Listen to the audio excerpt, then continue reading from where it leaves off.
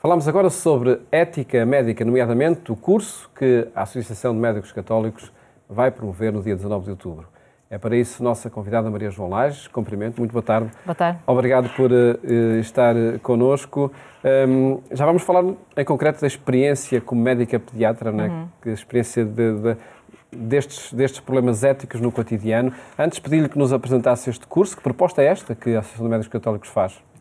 Este curso vem já numa segunda edição, né? Embora os temas das duas edições sejam diferentes. Começámos em maio e aproveitámos esse primeiro curso, que é um curso de um dia, para lançar o livro que deu origem também ao curso, que se chama Reflexões sobre Ética Médica, que penso que já falaram aqui. E o nosso objetivo é pegar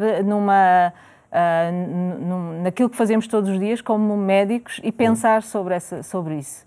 A ética, no fundo, para mim, o meu tema preferido são as crianças. Eu sou pediatra e essencialmente neonatologista, mas também acompanho os miúdos até mais tarde. E, portanto, gosto de problemas grandes em coisas pequenas e também da ética grande naquilo que eu chamo a microética.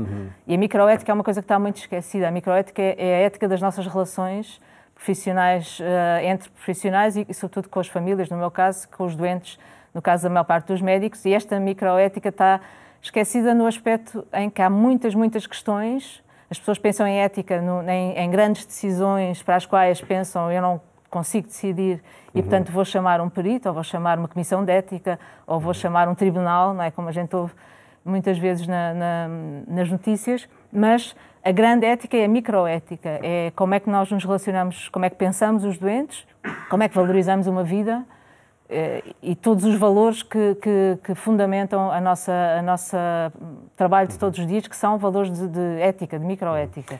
E todos esses valores, eles estão incluídos também no ato médico? Sim, porque a profissão médica é uma profissão essencialmente de beneficência, né, e não maleficência, e que tem sempre dois pilares muito grandes, que são a competência técnica e a nossa autorização para entrar na vida das pessoas. Não é? A sociedade, quando nós tiramos o curso de medicina, a sociedade dá-nos uma autorização para entrar na intimidade da vida de uma pessoa.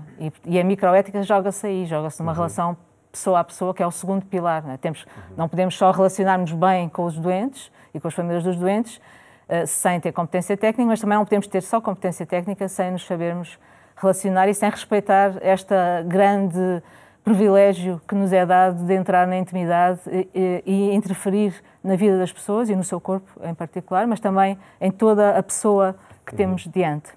Como pediatra, neonatologista, acredito que, enfim, esse relacionamento com os doentes e, sobretudo, com os familiares de doentes tenha esse contexto ético também muito presente, não é? Sim, a origem também de fazermos este livro e os cursos é o facto de que hoje em dia, não é, como sabe, há muitas interferências legislativas, essencialmente, nesta relação cotidiana dos médicos. Não é? Algumas delas contra o próprio Código Deontológico, muitas contra os consensos das sociedades. Estou a pensar na eutanásia, por exemplo, no aborto também.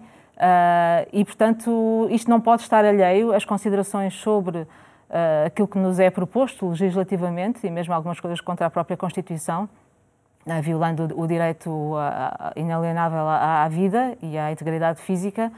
E isto não pode estar, isto que interfere tanto na prática clínica de um médico, não pode estar alheio a uma reflexão profunda. E a nossa proposta é pedir aos médicos que aprofundem na sua prática clínica diária e não só em decisões que achem extremas, novamente aquilo que está sempre por trás de qualquer ética, que é as questões de como é que nós valorizamos a pessoa humana. Porque isto, o que nós vemos acontecer muitas vezes nestas propostas legislativas é uma proposta de falsa neutralidade. Quer dizer, nomeadamente em relação à Igreja, as pessoas pensam, se eu não penso como a Igreja penso de uma maneira neutra, imparcial.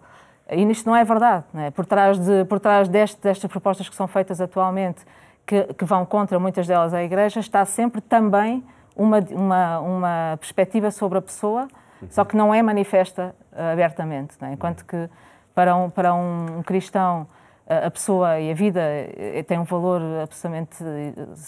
É a santidade da vida e não a qualidade de vida que nos interessa.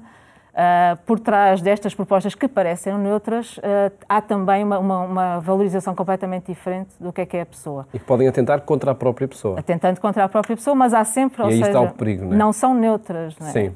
E, portanto, não há nada imparcial, não há uma maneira imparcial de se praticar a medicina. E é esse o nosso desafio. Não é? Não pensem, colegas e amigos, não pensem que há maneiras imparciais de praticar medicina. Não é? Nós ou nos regemos por uns valores ou nos regemos por outros. Não é? E temos que saber quais é que eles são e nós propomos o aprofundamento daqueles em que nós gostamos e acreditamos. E acreditamos que são os valores que a Igreja nos propõe para a pessoa humana. Nesta abordagem do tema da ética na medicina e noutros setores profissionais também, pode haver muitas vezes o perigo de colar esta dimensão ética a uma dimensão religiosa. Mas, nomeadamente, nos médicos, a dimensão ética faz parte da sua deontologia, faz parte da sua formação também. Não há nada que um homem faça que não tenha uma dimensão ética. Não é um imperativo religioso. Não é um imperativo religioso. E ter, tanto como eu estava a dizer há bocadinho, não há nada que façamos em medicina que não seja ético, que não tenha uma dimensão ética. Nas crianças isso é, geralmente, temos que falar, podemos respeitar mais a autonomia de um doente, ou na ética dos adultos, ou na nossa relação de médicos com adultos, prevalece muito a autonomia do doente. Nas crianças, e essa é a grande diferença, é o meu ponto neste curso. Aqui temos um doente que não manifesta a sua vontade, particularmente no meu dia-a-dia, em que trabalho com recém-nascidos, crianças muito pequenas, alguns mais velhos já manifestam um bocadinho, mas estes não, e portanto temos o outro pilar da nossa relação, que é a beneficência e a determinação de qual é o melhor interesse do doente. E aqui, de um doente que não fala, que não se manifesta, não é? que não pode dizer o que é que quer, o que é que não quer. E portanto aqui temos que necessariamente decidir por ele, não é? E a questão que se põe eticamente na pediatria é quem é que decide por uma criança que não manifesta a sua vontade, e aqui temos a família como o nosso grande pilar, portanto, de decisão conjunta. Este também é o segundo ponto de que eu gosto muito e que tenho muita experiência já, não é? Tenho 20 anos de neonatologia, trabalho numa unidade de cuidados intensivos onde convivemos às vezes 4, 5 meses com crianças em situações muito difíceis e, consequentemente, com as suas famílias. E, portanto, temos uma convivência mesmo de construção de dia-a-dia, de relação. E esta beneficência que nós temos que desenvolver em relação à criança, esta decisão de qual é o melhor interesse da criança, é sempre, no nosso caso, mediada, é uma beneficência mediada pela família.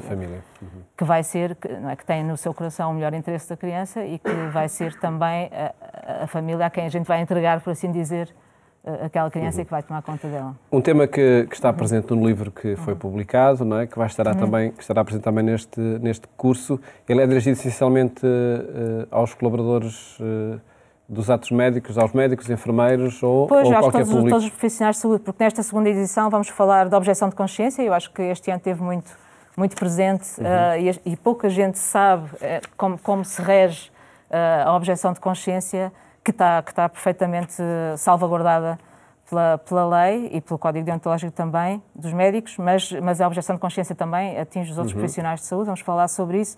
Vamos falar sobre as doenças muito grandes em doentes muito pequenos, no meu caso.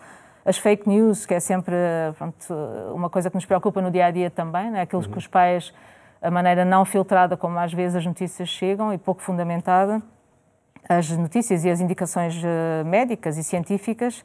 Depois a deontologia médica e a lei natural e esta proposta que estávamos a falar sobre pensar que a ética dentro da Igreja é uma ética que tem valores em relação à pessoa humana, que são aqueles que nós propomos, mas também contrariar muito esta noção que tudo o que não tenha a ver com a Igreja é neutro e não é, ou imparcial e não é. Portanto, fazer um contrabalançar de valores e depois também a identidade sexual e a ideologia de género. Um tema que também está muito em debate. Também está muito. Portanto, são todos temas que eu acho que nenhum médico se pode abster de achar que não vale a pena aprofundar. E essa é a nossa proposta, não só no livro, porque estes são temas do livro, mas numa discussão conjunta e num aprofundamento voltando atrás, desta microética do nosso dia-a-dia. E que precisamos mesmo de refletir. Doutora Maria João Lages, o nosso tempo chegou ao fim. Agradeço ter avançado com estes temas que vão estar em debate neste curso de Ética Médica e da preocupação para os colocar no cotidiano de todos os médicos, todos os profissionais de saúde. Muito obrigado por ter estado aqui no programa Eclésia.